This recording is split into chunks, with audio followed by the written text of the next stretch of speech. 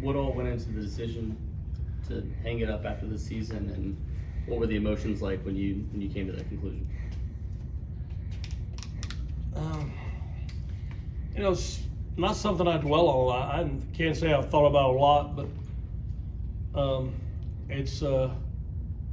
always said I knew there'd be a place and a time when it hits somebody. I think it hits everybody at a certain time in their career, whether it's to change jobs or whatever, do something else or whatever.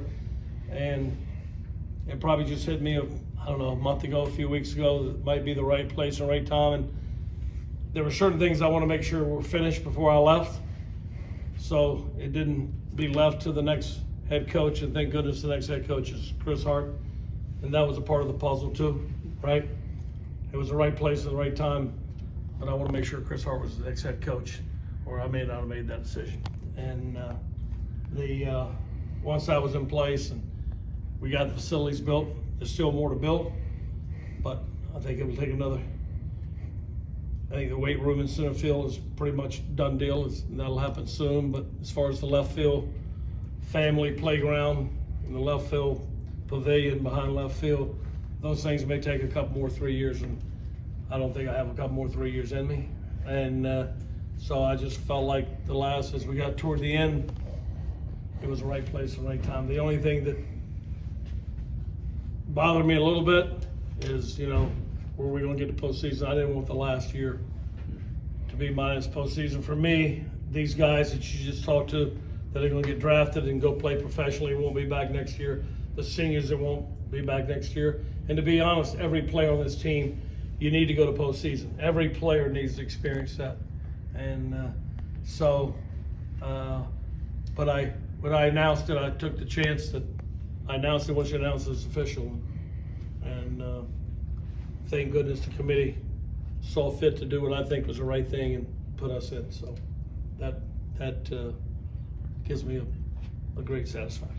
Going off that, what was it like for you to actually see the name pop up yesterday and know that you guys were in, and it may have been an anxious couple of days? It's on video. I actually saw it this morning for the first time. It's on video, and I saw me, and when I saw it, I just watched the players, and it's all about the players. If you coach for the right reasons, which I'm not sure everybody does this for the right reasons anymore.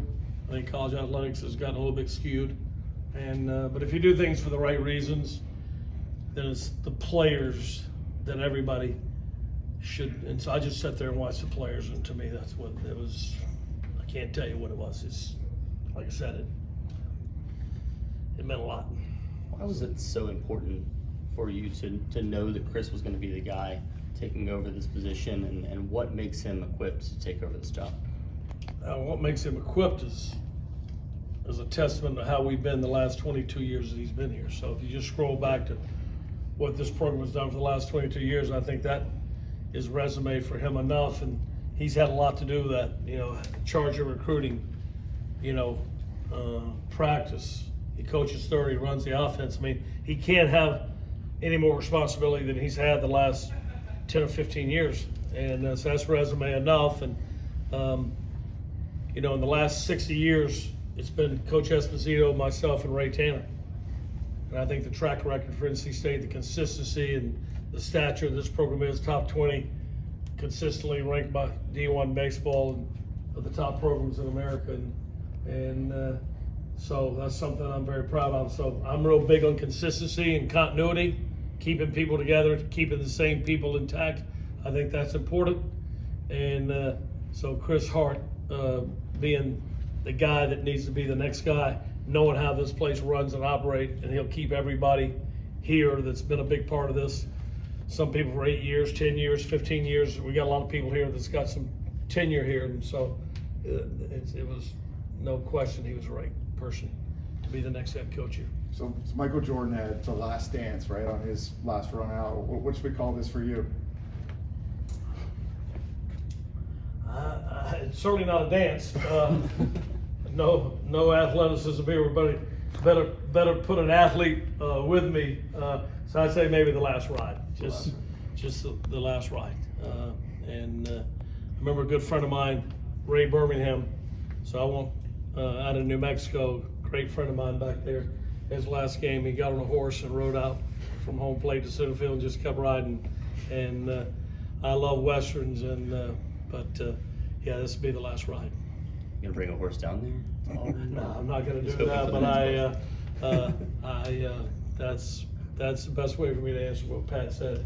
It won't be the last dance, but it'll be the last ride. If you talk to your kids about this and say, hey, obviously there's going to be emotion, but at the same time they had to kind of detach from that when they get out there on the field. Oh, I don't think there will be any emotion. I really, I didn't do it for that reason, the timing of it. If I would have done, I didn't do it.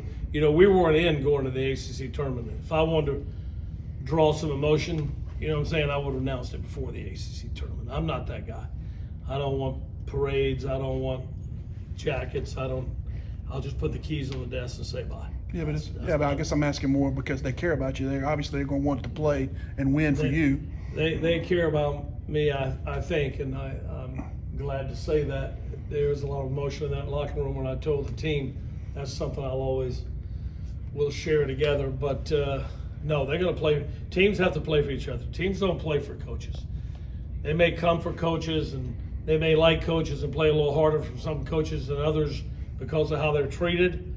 But teams have to play for each other. That's who they got to play for. So they'll be playing for each other down there. Sherman had talked about you help them off the field, whether it's just parking tickets or girls. How much is that being a mentor really, speak to you? I think that's what our business is all about. I think it's about coaching, but we got great coaches here, and we all do as good a job as we can. And from Bo to Chris to Clint to Josh Fisher to JT on down the line, everybody gives great coaching here. So that goes with it. But I think the mentorship, I'm not even sure, as I leave, you don't look back at what you've done.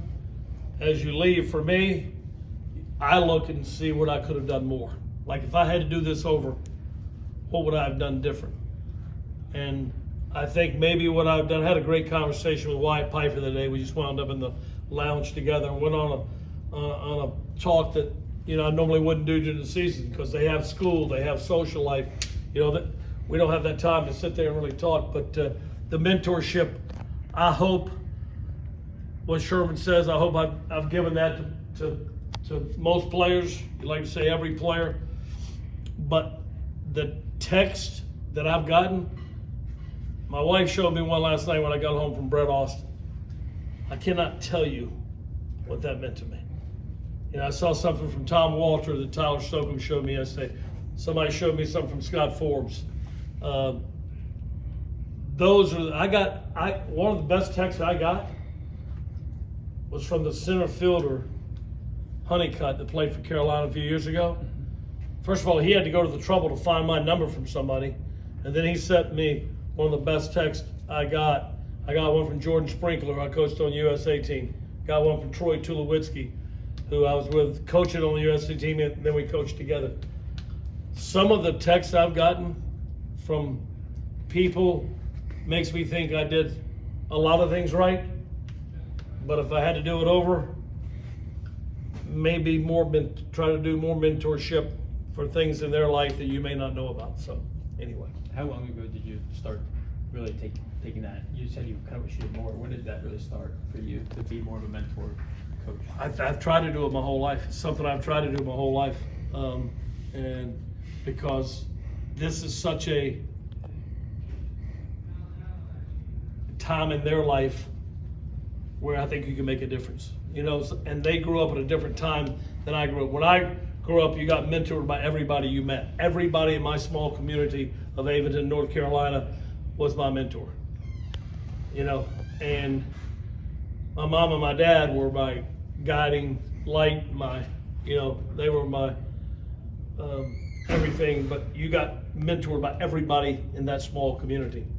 And today, things are different for these guys, and they're on such display, and social world is such a big part of their life. Everything is out in the open, and I think they need more mentorship today more than ever. And so I hope I've always done that. Do you see yourself staying in touch with a lot of the guys here after you're gone? I've love the Buffalo Bills, by the way. Oh, thank you. I don't have a favorite football team. It used to be the Redskins, but I think it's Buffalo Bills now, I don't know. The greatest present or blessing or whatever you want to say for a coach is former players keeping in touch. And I can't tell you the letters I've gotten from former players. I'd like to share them all with somebody, except it seemed like a little braggadocious, you know what I'm saying? And I don't want to like to shine a light on me. But the things that I get from former players, it's everything to me. It's like, yes, I will keep in touch with all these guys. I don't go to weddings, I tell them that. I'm gonna go to one more wedding, JT Jarrett's, but that's it, I'm shutting the, I don't go to weddings. Yeah, players are very special to me. Elliot, Ray Tanner said that you were the perfect man for the perfect job at the right time, meaning that the renovations and things that you've steered, he said he didn't think anyone else could have done it. He said he knew he couldn't do it. What does that speak to your predecessors that basically said you took the job and you did the best you could with it? Yeah, Ray could have done it, yeah. Ray could have done it. Ray's unbelievable coach, unbelievable business person, and he is great at what he does. Everything he's touched, he's been good at. So Ray could have done it, but he got frustrated with it not being done. So he went to a place that wanted to do it, right? And but this has been a collection too of a lot of people. You know, a lot of people have helped get this thing done. And but I said when I left, we would have most of it done, and we do. And it's fantastic. The facilities here are top notch, and so. But I appreciate Ray saying that. He's an old dear friend. I was hired on his first staff. We were in college together. We were great friends and old friends. New friends are great to make new friends and acquaintances, but there's nothing like an old friend. And when he and I talk, we just go right back to when we were coaching together and when we were in college and some of the things that happened. So there's nothing like an old friend, and Ray Tanner's certainly that. Speaking of old friends, Corey, last one of the connections obviously you've had to NC State is having those connections from, you know, the 80s and 90s and being able to instill things like George Tarantini telling you things and Jimmy V and K.Al. How important has that been to be a bridge for NC State and bring all those things to NC State baseball players and the rest of the athletics program these last few years? All that stuff, and I appreciate you saying that, all that stuff is NC State to me. It's why I love this school. It's why I never thought about leaving. Maybe entertained some things at times, but it was never a chance I was going to leave here. And I know the night that I announced, the day I announced retirement, I went home, you could imagine the phone was just nonstop. And with calls and texts. I went home with my wife and sat on the back porch swing and just kind of looked out there. It's very peaceful back there with the birds and the chipmunks and the squirrels. We got everything back there. And it's pretty peaceful. And the phone just kept ringing. All friends, all special people that I'll talk to in the near future.